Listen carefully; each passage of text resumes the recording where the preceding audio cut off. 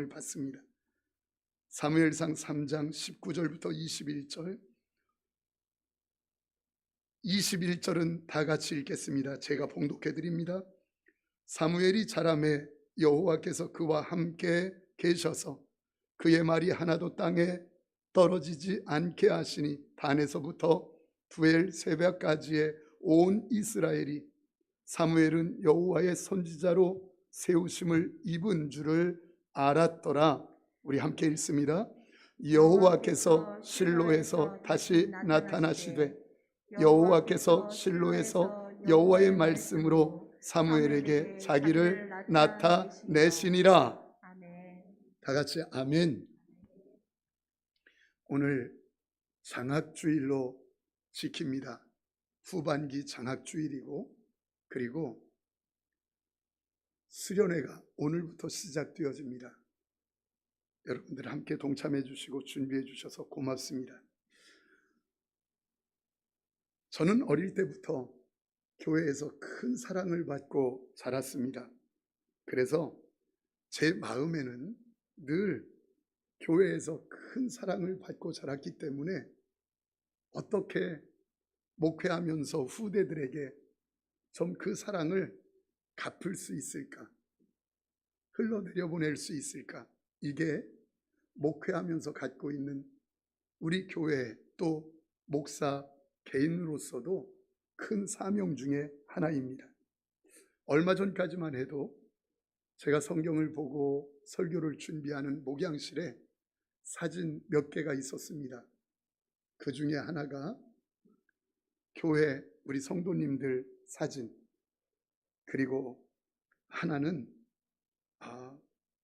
저희 가족들 아이들 사진, 그리고 또 하나가 있었는데 그게 제가 다니던 어릴 적 정미교회라고 하는 교회의 사진이 있었습니다. 어떤 분이 목양실을 정리하다가 목사님 이게 무슨 사진입니까? 이렇게 물었습니다. 왜냐하면 우리 교회면 우리 교회 사진이 있어야 하는데 다른 교회 사진이 있으니까 묻는 겁니다. 여러분, 저는 아직도 기억이 선한데 저희 아버지와 어머니가 성도들 몇 명과 함께 교회를 세울 터를 닦고 큰 나무를, 기둥같이 잘라진 나무인데 그걸 가지고 몇 명이 밧줄로 묶어서 들었다 놨다 하면서 땅을 다지고, 또 뒷산에서 돌을 가져다가, 또 멀리 있는데 냇가에서 마차를 가지고 리어카를 가지고 끌어다가 모래를 실어서 콘크리트를 치고 해서 세운 교회, 지금도 눈에 선합니다. 그 교회는, 사진에 있는 교회는 완성도 되지 않아서 창틀도 세워지지 않고, 그리고 내장도 되지 않아서 그 당시에는 이렇게 멍석을 깔고 예배드렸던 곳입니다. 근데 저는 그 교회만 생각하면 너무 감사하고 행복하고 즐겁습니다. 왜냐하면 그 교회에서 받았던 사랑이 얼마나 크고, 거기에서 공부했던 하나님의 말씀, 또 들었던 설교가 얼마나 귀한지 저는 늘 마음속에 있습니다. 그래서 그 사진을 볼 때마다 기도가 나옵니다. 하나님 참 고맙습니다. 제가 어쩌다가 그 좋은 교회를 만나서, 좋은 목사님을 만나서 이렇게 신앙생활하고 그랬는지 너무너무 고맙습니다. 이런 기도가 저절로 나옵니다. 그런데 그 기도와 함께 바로 연결되어서 나오는 기도가 하나 있는데 그게 뭔 줄 아십니까? 하나님, 이 아빠는 너무너무 좋은 교회 어렸을 때 그곳에서 뛰어놀며 자랐는데, 말씀 들으며 큰 사랑을 받으며 자랐는데, 원하옵나니 제가 낳은 제 아이들도 좋은 교회 만나 그렇게 신앙생활 잘할 수 있도록 해주세요. 이게 기도 제목입니다. 그런데 또 이어서 한 가지 기도 제목이 있는데, 목회를 하면서 성도님들에게 그런 교회를 세워서 얼마나 크냐 작으냐 보다 정말 행복한 복음의 그런 교회를 세워서 성도님들이 교회에 들어왔을 때 참 내가 잘 왔다, 참 좋은 교회 만났다, 이런 생각 되어지도록 했으면 좋겠다. 그게 요즘 제가 갖고 있는 기도 제목이고 사명입니다. 그래서 교회를 개척하면서 전도, 선교 외의 모든 부분은 후대를 세우는 데 투자하자. 그래서 우리 교회는 한 가지 큰 사명이 뭐냐면 자녀 세대를 어떻게 세울 수 있을까? 이 부분에 몸부림치는 이것이 우리 교회가 가진 사명 중에 하나입니다. 어떻게 후대들을 세울까? 이 숙제에 오늘 성경이 우리에게 답을 줍니다. 시대적인 사무엘을 세우는 것입니다. 누구를 세우는 거라고요? 사무엘을. 시대적인 사무엘을 세우는 것이에요. 오늘 사무엘은 태어나서 3장 읽었던 부분까지는 성장에서 선지자로 세워지기까지의 말씀을 기록하고 있는 부분입니다. 그러니까 사무엘의 어린 시절을 기록하고 있는 게 오늘 본문의 내용입니다. 그런데 오늘 이 내용에서 사무엘이 태어났을 때 핏덩이였어요. 아주 어린아이에 불과했습니다. 그런데 이거 아십니까? 사무엘 속에는 하나님께서 엄청난 것을 계획하고 있었던 것이에요. 사무엘 속에 이가봇, 하나님의 영광이 떠난 이가봇 저주의 시대를 종지부짓는 역사가 사무엘에게 있어요. 사무엘 속에는 지금 핏덩이이지만 하나님께서 이가봇 시대를 종지부짓고 에베네셀 축복의 시대를 여는 그 놀라운 역사를 하나님이 계획으로 가지고 있었어요. 사무엘 속에는 핏덩이로 아직 보이진 않지만 하나님께서 한마디도 그 말이 땅에 떨어지지 않게 하시는 하나님의 축복이 그에게 담겨져 있었어요. 사무엘에게는 왕을 기름 부어 세울 수 있는 영광도 그렇게 사무엘 속에 있었던 것입니다. 사랑하는 성도님들, 저는 우리 교회가 지금은 어린아이여서 핏덩이 같아서 교회에 와서 떠들고 장난치고 그래도 그 어린아이들 속에 하나님께서 엄청난 계획을 담아두고 계시다는 사실을 여러분들은 마음에 갖게 되기를 축원합니다. 그래서 어떻게 하면 시대를 세우고 세상을 살리는 시대적 사명자들로 우리 후대들을 좀 세울 수 있을까? 이게 늘 목사의 고민이고 그것이 우리 교역자들의 사명인데 참 쉽지 않아요. 그런데 성경은 우리에게 정확히 이야기하는데 우리가 늘 개척하면서 4가지 가지고 있는 후대들에 대한 교육에 대한 꿈이 있습니다. 그 첫 번째는 가정에서 정확한 방향을 세워주는 것. 너는 하나님 안에서 살아야 돼. 두 번째, 교회에서 누구든지 교회 들어오면 하여튼 먹여서라도 어떻게 해서라도 마음을 열어서 참 제자로 세우는 일. 이게 우리 교육자들이 갖고 있는 꿈이에요. 교육전사님들이. 세 번째, 학교에서는 그럼, 가정에서는 방향, 교회에서는 참제자, 그리고 학교에서는 은사를 개발하는 거예요. 여러 가지 경험을 통하여 정확한 은사를 개발해주고, 그리고 사회에서는 전문인, 달인으로 복음의 역사를 감당하는 시대적 사명자로 세우는 거예요.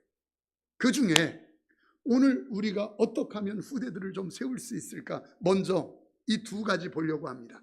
그 하나는 가정에서 해야 될 일과 그리고 교회에서 우리가 해야 될 일, 이 2가지를 보려고 해요. 첫 번째, 가정입니다.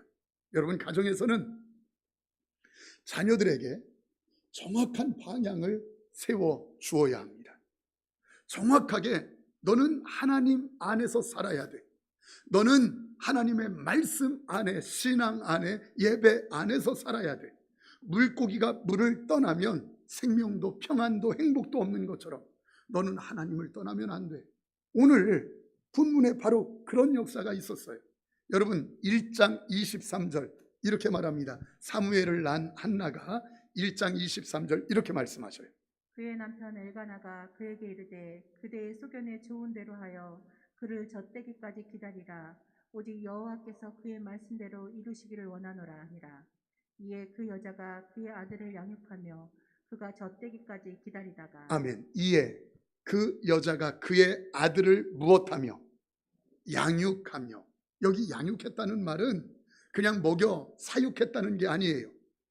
이 한나가 아이를 낳을 때 사무엘의 이름의 뜻이 뭡니까? 구하였더니 하나님이 주셨더라. 기도함으로 얻은 것이에요. 그러니까 이 가슴에, 한나의 가슴에는 하나님이 기도함으로 주신 특별한 아이인 것이 있어서 이 아이를 양육했다, 이 말은 하나님의 말씀으로 정확하게 방향을 세워줬다, 이 말이에요. 너는 하나님 안에서 살아야 돼. 너는 예배 안에, 말씀 안에서 살아야 돼. 정확하게 아이들에게 각인시켜 주었다는 것입니다. 여러분, 한 인간이 어떤 교육을 받고 자라느냐는 그 사람이 앞으로 어떻게 사느냐를 결정하는 아주 중요한 것이 교육입니다. 성도님들, 교육학적으로 인격이 형성되어지고 완성되어지는데 가장 중요한 시기가 1살부터 6살까지입니다. 사람의 인격의 80%가 완성됩니다. 10살까지 다 완성됩니다. 저는 아이들을 출산한 우리 성도님들을 보면 이제 아이들 놓고 일 나가려고 하는 분들에게 이렇게 이야기합니다. 꼭 나가야 될 일 아니면 가장 중요한 시기인데 엄마가 신앙 안에서 예배하며 기도하며 돌보세요. 그렇게 이야기합니다. 그리고 정 안 되면 계대 교육, 할머니나 어떤 분에게, 믿음이 있는 분에게 아이를 맡겨서 잘 양육할 수 있도록 하세요. 제가 꼭 신신당부합니다. 왜 그렇습니까? 가장 중요한 시기, 1살부터 6살까지의 신앙 인격이 완성되지 않으면, 세워지지 않으면, 정확한 방향이 세워지지 않으면 나중에 다시 잡으려면 얼마나 힘든지 몰라요. 그리고 아이가 변화가 안 돼요. 그래서 참 힘들어요. 그래서 부모의, 또 교사의 자녀를 대하는 태도, 교육 태도는 너무너무 중요한 것입니다. 사무엘이 후에 엘리의 아들들, 제사장의 아들들이 얼마나 불량하였는지 아십니까? 그런데도 그들과 함께 동화되지 아니하고 자기의 신앙을 잘 지켜 시대를 세우는 일꾼이 될 수 있었던 이유는 바로 부모가 정확한 방향, 말씀 안에 세워져야 한다, 너 그렇게 살아야 되라고 하는 방향을 정해준 교육, 양육 때문이라면 하나님께서 우리에게도 한나 같은 마음을 주셔서 우리의 자녀들에게 정확한 방향을 세워주는 부모 되시기를 축원합니다. 다 같이 아멘. 여러분, 여러분들은 자녀들을 정확한 방향을 세워주고 있습니까? 아들아, 예배해야 돼. 딸아, 하나님께 맡겨 기도해. 여러분, 말 몇 마디 가지고, 말 몇 마디 한다고 아이들이 정확히 방향이 잡힐 거라고 생각한다면 큰 오산이에요. 제가 설교를 준비하며 한 책을 읽는데 그 책에 이런 내용이 실려 있어서 제가 배꼽을 잡고 웃었습니다. 시골에, 그것도 저 도서 지역의 섬인데 전기도 안 들어와요. 그런 집에 아들 둘과 엄마 아빠 살죠. 그렇게 사는 가족이 있는데 처음 서울에 섬에서 나와서 서울 구경을 온 겁니다. 백화점에 들어갔습니다. 아내 되는 분, 엄마 되는 사람은 백화점에서 물건들이 얼마나 신기한 게 많은지 그거 구경하는데 정신없습니다. 두 아들과 이제 아빠가 천천히 걸어가고 있는데 갑자기 벽이 확 열리는 거예요. 그러더니 거기에 사람이 들어가고 또 사람이 나오고 이러는 거예요.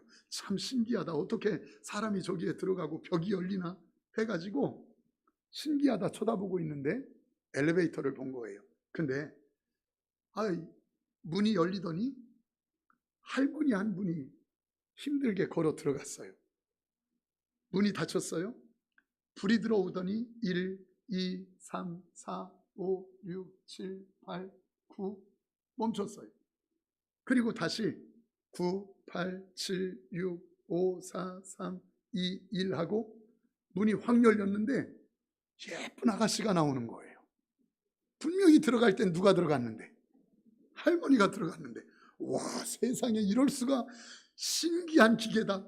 그러니까 이 아버지가 아들에게 큰 소리 치면서 얘야 빨리 엄마 오라 그래, 엄마 오라 그래. 웃을 줄 알았어요. 다시 할게요. 다시. 여튼 웃을 준비하고 얘야 빨리 엄마 오라 그래. 여러분, 우리의 신앙 인격이 정확한 방향을 잡는데 엘리베이터 한번 문 열려서 들어갔다가 나오면서 변화되는 것처럼 여러분 이런 변화가 됩니까? 수많은 고비를 넘어 이 말씀 저 말씀이 들려지고 여러 아픔을 겪고 난 뒤에 간신히 세워지는 게 신앙의 방향이고 우리의 믿음인데 말 몇 마디 한다고 되겠느냐 이 말이에요. 특별히 아이 때 우리가 자녀들에게 방향을 정해주는 것은 말 몇 마디 가지고 안 돼요. 얘야 기도하자, 얘야 예배해라. 엄마는요? 아빠는요? 눈 감고 기도할 때는 정말 천사 같고 눈 감고 그렇게 주님을 향할 때는 참 대단한 신앙 같은데 눈만 뜨면 불신앙하고 화내고 혈기 부리고 짜증내고 불평하고 원망하고 부정적이고, 그러니까 아이들이 볼 때 우리 부모를 코미디 하는 걸로 보이는 거예요. 저 코미디 아니야? 대체 진짜 하나님이 계셔? 진짜 우리 엄마는 하나님을 믿는 거야? 이해가 안 되는 거예요. 사랑하는 성도님들 한번 생각해 보십시오. 자녀들의 입장에서 그 부모를 본다면. 그래서 아이들에게 너 바로 살아야 돼, 정확히 하나님 붙잡고 살아야 돼 라고 말할 수 있는 삶. 여러분 그 삶은 완벽하라는 게 아니에요. 완전하라는 게 아니에요. 자녀들 앞에서 완벽하고 완전할 수 없는 거 자녀들도 다 알아요, 부모가. 그럼 뭘 원하는 겁니까? 그 자녀들이 우리 엄마 진짜 신앙 때문에 고민하고 있구나, 우리 아빠 진짜 신앙 말씀대로 살려고 몸부림치고 있구나. 그래서 자녀들에게 또 혈기 부리고 또 분냈고 또 부정적이고 불평한 것에 대해서 내적 갈등의 모습을 자녀들에게 보여주라는 거예요. 우리 엄마가 신앙으로 살려고 몸부림치는데 또 실수했구나 라고 하는 것들, 이게 얼마나 중요한지 몰라요. 사랑하는 성도님들 기억하십시오. 아이들의 눈에 정직한 엄마, 신앙 안에서 고민하고 있고 내적 갈등을 하고 있고 또 실수하고 실패하고 또 불평하고 원망하고 혈기 부렸을지언정 다시 하나님의 말씀 안에 살려고 내적 갈등하고 있는 엄마의 모습이 보여지므로 자녀들이 도전받고, 야 우리 엄마 그래도 신앙 안에서 살려고 몸부림치시는구나, 하나님은 살아계시구나. 이때 자녀들이 바뀌기 시작하고 자녀들의 삶에 있어서 영적 유산이 되는 줄 믿습니다. 이것이 자녀들에게 정확한 방향을 세우는 방법이에요. 누가 완전할 수 있겠어요? 그래서 기억하세요.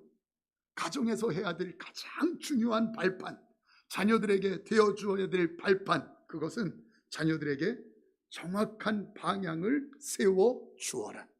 이게 돼야 돼요. 두 번째, 교회가 해야 될 일이 있어요. 그것은 누가 들어와도 참 제자로 세우는 거예요. 저는 어렸을 때 기억에 교회에서 함께 뛰놀고 하나님의 말씀을 받고 선생님이 무릎에 앉히고 말씀을 듣게 해주셨던 그 일이 제 인생 중에 가장 중요한 시기에 교회 안에서 있었던 시기가 가장 큰 생각이에요. 성도님들, 저는 아이들에게, 교사들에게 이렇게 이야기합니다. 놀아도 싸워도 울어도 교회 와서 싸우고 울게 하라고. 왜 그런 줄 아십니까? 그 교회의 추억이 평생 하나님을 떠나지 못하게 만들어줘요. 아이들이 교회에 오면 정신이 없습니다. 목양실에 있어 보면 교육센터 1층 정신없고 3층 우다단 막 뛰고 정신이 없습니다. 여러분, 그런데 다른 점이 뭔 줄 아세요? 아이들과 어른의 다른 점? 아이들은 그렇게 뛰고 싸우고 와서 말썽 피우는 것 같은데 예배 끝나고 집에서 전사님이 무슨 말씀 전하셨니? 부르면 다윗이요 골리앗하고 싸워서 이겼어, 얘기 잘하고 다 들었습니다. 근데 어른들은 다 듣는 것처럼 쳐다보고 있는데 딴 생각하고 있어. 아니 진짜 딴 생각하고 있어요. 손가락질 하지 마세요. 자기요 자기. 지금 다 신기합니다. 아이들 얼마나 예쁜 줄 아세요? 오늘이요, 못 보았던 재근이가 나와서, 저 문현아 집사님 아들이요, 큰아들. 너무 예쁜 거예요. 재근아, 목사님이 예배 때마다 너 보고 싶어. 눈물 나는 거예요. 어른 나와서 예배, 오늘 수련회 간다고 지금 안 나온 분들 많고, 벌써 저기 휴가 가가지고 안 보이는 분들이 많은데, 하여튼 어른 나오는 거 너무너무 좋아요. 근데 더 좋은 건 아이들이 나와서 예배 자리에 있고, 전사님 예배 어땠어요? 이렇게 물으면 전사님이 뭐라고 하느냐면, 목사님 아이들이요 많이 점잖해졌는데 떠들고 애들은 본래 떠드는 게 맞아. 와 있는 것만으로도 얼마나 좋은지 눈물이 나요. 우리 후대들이 교회에 딱 들어오면, 우리 교회는 전사님들 선생님들 할 거 없이 우리 모두가 자녀들을 참 제자로 세우는 교회 되기를 축원합니다. 한국 초대교회에 박만준이라고 하는 분이 계셨어요. 여기 평북 선천이라고 하는 지역에 있었는데, 여기 아마 그 방씨들이 모여 사는 집성촌, 큰 집성촌 마을이에요. 다 방씨들만 모여 있는 거예요. 그런데 선교사님이 와서 교회를 조그맣게 하나 세웠습니다. 사람들이 교회 안 나와요. 근데 한 소년 하나가 나가기 했는데, 그게 박만준이라는 아이예요. 너무너무 예배드리고 찬양하는 게 너무 좋아서 자기는 하나님 앞에 약속을 했어요. 어린데, 나는 절대로 주일을 지키리라. 일이 아무리 바빠도 나는 주일날 예배하리라. 두 번째는, 내가 살아계실 때는 부모님께 효도하지만 죽어서는 제사는 나는 지나지 않을 거야. 우상숭배니까. 이 두 가지를 결정했는데, 시간이 흐를수록 주위 집성촌이니까 방씨 어른들에게 미움을 받는 거예요. 이 자식 못 돼가지고. 그러다가 결국은 제사 안 드리니까, 그리고 주일날 바쁜데 예배 드린다고 나가니까 방씨 어른들이 다 모여가지고 의결해서 그 집성촌에서 쫓아내버렸어요. 그랬더니 갈 곳이 없어요. 여러분, 예전에는 집성촌에서 쫓겨나면 죽으라는 말이에요. 추운데 쫓겨났습니다. 산속에 들어가서 움막을 짓고 사는데 너무너무 힘들어요. 이듬해 봄이에요. 일구기 시작했어요. 그 산을 개간하면서. 그리고 땅을 만들었는데 씨앗이 있어야죠. 그래서 밑에 들여가서 간신히 조금 빌려다가 씨앗을 심은 거예요. 그 이듬해 봄입니다. 가을이 되었는데 얼마나 풍성하게 얻어지는지, 이게 몇 해 지나고 나니까 이제 넉넉해진 거예요. 근데 이 소리가 소문이 퍼져서 지역에 있는 방씨 가문의 집성촌에 그 사람들에게 전해진 거예요. 그러니까 몇 청년들이 시기해서 밤에 올라와 가지고 그 움막에다가 불을 질러 버렸어요. 죽이겠다는 거예요. 근데 하나님의 초자연적인 역사로 갑자기 비가 내리더니 불이 꺼졌어요. 그리고 놀래 가지고 내려가는 그 죽이려고 했던 청년들이 낭떠러지에서 아침에 일어나 보니까 죽어 있는 거예요. 이걸 발견한 뒤에 무슨 소문이 퍼지게 됐느냐면, 박만준이 건드리면 죽어. 이 소리가 이제 사람들에 퍼지기 시작했어요. 그러다가 농사를 잘 짓고 잘 되어지니까 사람들이 이웃 마을에서 뭘 주느냐면, 우리 돈 좀 지어달라고 하면서 돈에 도지를, 여러분 도지라는 거 아세요? 그걸 주는 거예요. 많이 농사를 짓기 시작했어요. 부유해졌어요. 소문이 났는데 굉장한 부유함이 이제 있어진 겁니다. 그 해부터 흉년이 들었는데, 한 해 흉년이 아니라 몇 해간 계속 흉년이 들어요. 그 지역 일대가 전부 다 굶어 죽게 되었어요. 그때 굶어 죽게 되어진 그 일 때문에 방씨 가문의 어른들이 다시 산속으로 찾아온 거예요. 뭐라고 찾아왔느냐면, 우리 좀 살려주라. 다시 들어와. 당신이 갖고 있는 곡식들을 좀 나누어 주고, 그리고 곡식이 없어서 우리가 전부 다 죽게 되었는데 좀 살려달라고 해서 약속을 하는 거예요. 그러면 주의를 지키는 걸로 하자. 제사 지내지 않는 걸로 하자. 해서 내려와서 교회를 세우고 다 나누어 줬는데 이웃 마을까지 나누어 주고 하면서 교회가 그 마을 중심으로 해서 집성촌 중심으로 해서 교회가 다 세워지기 시작한 거예요. 지금도 방씨가문 그러면 신앙의 대단한 가문으로 인정되고 있어요. 누구다 그러면 여러분들이 어쩌면 아는 분도 있을 정도로 그런 분들이 있어요. 제가 지금 말씀드리고 싶은 건 바로 이 다음이에요. 그 자손들이 얼마나 아름답고 축복된 역사들을 누렸는지 박만준이라는 그 할아버지 때문에 그 아들 또 대를 이어서 지금도 방씨 가문 그러면 신앙을 아는 사람들은 초대교회에 대해서 아는 사람들은 방씨 가문의 얼마나 영적이고 아름다운 가문인지 이야기해요. 그런데 책에서 그 방씨 가문에 대해서 이야기하는 책의 한 일화를 이야기 적었는데 진짜 그럴까 하면서 제가 웃었는데 이런 내용이에요. 다른 집에 한 목사님이 신방을 가면 강아지도 막 짖고 아이들도 이렇게 쳐다보고 예배 안 드리고 그 분위기가 그렇대요. 그런데 방씨 가문 되어진 방씨 되어지는 믿는 가정에 가면 신앙이 얼마나 좋은지 아이들 다 예배 드리고 거기는 강아지도 짖지 않는데 개도 그러면서 꼬리를 살랑살랑 흔들면서 목사님에게 이렇게 인사를 한다는 거예요. 그리고 혹시 짖더라도 어떻게 짖느냐면 헐렐루야 하고 짖는데 아니 진짜 그러대. 헐렐루야 하면서 짖는데 제가요 그 글을 읽으면서 배꼽을 잡았어요. 진짜 그럴까? 저는 그럴 수 있다고 믿어요.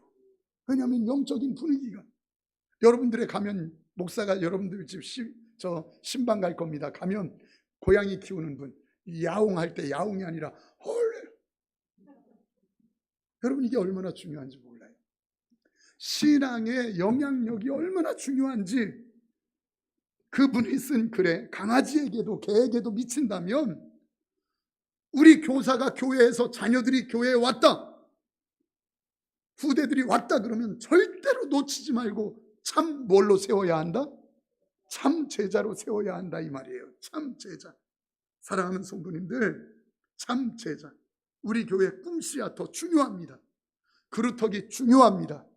여호수아 청년대학부 중요합니다. 우리 교회는 전도 선교 외의 모든 재정은 거기에 다 쏟아 부어야 돼요. 후대 세우는 부분에. 그래서 어떻게 하면 자녀 세대를 세울 수 있을까? 자, 여기까지 설교를 준비했어요. 후대들 가정에서 정확한 방향 세우고 교회에 왔을 때 후대들은 참 제자로 세운다. 근데 하나님께 의문이 생기는 거예요. 하나님, 우리가 이 일 이렇게 감당하면 참 제자로 세워지고 사무엘 같은 사무엘로 세울 수 있을까요? 그런데 자신이 없어요. 우리의 열심 가지고는 한계가 있다는 것을 아니까 안 될 것 같은 마음이 들어요. 그래서 어떡합니까 하나님? 우리가 가정에서 몸부림쳐도 우리 자녀들, 교회에서 몸부림쳐도 우리 자녀들을 참 사무엘처럼 세울 수 없습니다. 어떡합니까 했더니 하나님이 그때 말씀을 읽게 하셨던 오늘 이 본문 중에 1장 19절 읽지는 않았지만 1장 19절에서 이렇게 말씀하셔요. 그들이 아침에 일찍 일어나 여호와 앞에 경배하고 돌아가 라마의 자기 집에 이르니라. 엘가나가 그의 아내 한나와 동침하매 여호와께서 그를 생각하신지라. 여호와께서 그를 무엇하신지라 생각하셨다 이 말은 불쌍히 여기셨다 이 말이에요. 측은히 여기셨다. 여러분 불쌍히 여기면 끝난 거 아닙니까? 우리의 최선을 다하는 정확히 자녀들에게 방향을 정해주는 것, 교회에서는 참 제자로 세우는 몸부림 플러스 하나님의 플러스 알파. 그게 뭡니까? 불쌍히 여겨주심, 생각하여 주심, 은혜 베풀어 주심이 우리 후대들을 사무엘 같은 시대를 세우고 세상을 살리는 시대적 사명자로 세울 수 있다 이 말이에요. 불쌍히 여겨주심. 성도님들 나이 많은 부모 돼보셨습니까? 나이 많은 부모 돼보셨습니까? 아무리 잘 나가는 자식도 부모 눈에는 측은하게 보이는 거 아십니까? 앞서 인생을 살아본 부모이기에, 앞서 정말 자식을 사랑하는 부모이기에 잘 나가는 자식은 잘 나가는 자식대로 측은해 보이고, 얽히고 있는 자식은 얽혀 있는 대로 측은해 보이고 불쌍해 보이는 게 나이 먹은 부모의 마음이에요. 그저 아침 일찍 일어나서 가족들 먹여 살리겠다고 가방 들고 나가는 자식을 보며 측은한 마음으로 온 생각, 마음에 있는 모든 생각들을 다 담아서 등을 보면서 한마디 하는 것, 그게 뭡니까? 밥은 꼭 먹고 다녀라. 밥은 꼭 먹고 다녀라. 밥은 꼭 먹어라. 온갖 정성을 담아서 한마디 하는 것, 밥은 꼭 먹어라. 왜요 그렇게 말합니까? 이 노인네가 해줄 수 있는 건 그것밖에 없어요. 가서 일을 도와줄 수도 없고 가서 돈을 줄 수도 없고, 그래서 온 마음을 다 담아서 밥은 꼭 먹고 다녀라. 사랑하는 성도님들, 부모는 자식을 눈으로 보는 게 아니라 마음으로 보기 때문 아니겠습니까? 자식을, 삶을, 그 자식을 포장으로 보는 게 아니라 그 삶을 마음으로 느끼기 때문 아니겠습니까? 제가 어머니로부터 듣는 그 말 그대로 신기하지요? 일터에 나가는 제 자식에게 똑같이 말하고 있는 제 자신을 발견하게 되는 거예요. 밥은 꼭 먹어라. 밥은 꼭 먹어라. 성도님들, 부부, 부모, 자녀, 상대방이 불쌍히 여기면 끝나는 거 아닙니까? 누군가를 측은히 여겨 불쌍히 여겨주면 끝나는 거 아니겠습니까? 다니엘서 1장 8절에 이렇게 말합니다. 하나님이 다니엘로 하여금 환관장에게 은혜와 긍휼을 얻게 하신지라. 예, 환관장에게. 다니엘은 자기가 몸을 더럽히지 않으리라 우상 제물로 인하여서 자기가 깨끗하게 시시하지 않게 살아야지라고 하는 마음을 딱 먹었어요. 근데 그거 가지고 안 돼요. 거기에 플러스 알파 하나님께서 불쌍히 여기게 해 주시는 것. 근데 여기 이렇게 말합니다. 은혜와 긍휼을 얻게 하시니라. 세 번역으로 보니까 호의와 동정을 받게 하셨다. 호의와 동정을. 저는 아버지입니다. 아버지로서 제 아이들에게 호의와 동정을 받는 아버지가 되기를 원하고 있습니다. 우리나라는 오해하고 있는 것이 있는데, 아버지는 티 없고 하나도 흠이 없고 자녀들에게 내려보내주면 자녀들은 그것을 받는 것으로 흘러내려오는 것, 그렇게 알고 있습니다. 아니요. 부모도 외롭고 힘들어요. 그렇기 때문에 자녀들로부터 호의와 동정을 받는 것, 이게 얼마나 중요한지 모릅니다. 그러면 끝나는 겁니다. 여러분, 젊은 사람들, 우리 청년들, 결혼해서 가정을 유지시켜주는 건 사랑이 아니에요. 가정을 유지시켜 주는 것은 사랑이 아니라 서로 배우자가 배우자를 호의와 동정으로 대해주는 것, 이게 가정을 유지시켜 주는 것이에요. 교회도 마찬가지예요. 교역자들, 여러분, 우리 교역자들 완전한 사람들 아니에요. 그래서 여러분들이 호의와 동정으로 도와주시는 것, 이게 얼마나 중요한지 몰라요. 저는 그래서 저를 위하여 기도하는 겁니다. 여러분들도 그렇게 기도해야 돼요. 뭐라고? 하나님, 내가 나에 대해서 나를 보는 교수가 호의와 동정으로 대할 수 있게 하여 주옵소서. 하나님, 나를 보는 내 친구들이 나에게 호의와 동정으로 보게 하여 주옵소서. 하나님, 일터에서 내 동료들이 나를 호의와 동정으로 보게 하여 주옵소서. 이게 얼마나 능력인 줄 아십니까? 저는 제 자녀들을 그렇게 기도하고 있습니다. 하나님, 내 아들, 딸들 저 닮아서 덤벙거리고 연약하고 부족합니다. 그러나 그 연약함으로 보지 않고 친구들이, 때로는 선생님들이 호의와 동정으로 보게 하여 주옵소서. 여러분, 이 호의와 동정이 있으면요, 다 돼요. 저는 하나님께서 우리 교회에 진짜 이 마음, 자녀들에 대해서 가정에서는 정확한 방향을 세우고 교회에서는 참 제자로 세우는데 그것 가지고 안 된다. 뭐가 필요한가? 하나님께서 주시는 플러스 알파가 필요한데, 호의와 동정이 있는 교회 되기를 축원합니다. 자녀들에게 하나님의 호의와 동정이 있고 우리가 호의와 동정이 있는, 제가 지난날 동안 사랑하는 성도님들께 고마운 게 그런 거예요. 젊고 혈기 넘치는 목사가 지금도 얼마나 실수가 많은데 그동안 얼마나 실수가 많았겠고 또 얼마나 허물이 많았겠어요. 그리고 여러분들을 놀래켜주는 일들이 얼마나 많았겠어요. 그런데 이 목사를 여러분들이 호의와 동정으로 대해 주셔서 여기까지 어느 교회와도 비교할 수 없는 행복한 목회를 할 수 있도록 해주신 여러분들 진짜 고마운 것입니다. 여러분들이 호의와 동정으로 목사를 대해 주셨듯이 목사도 여러분들에게 호의와 동정으로 대할 것을 마음먹고 결단하는 거예요.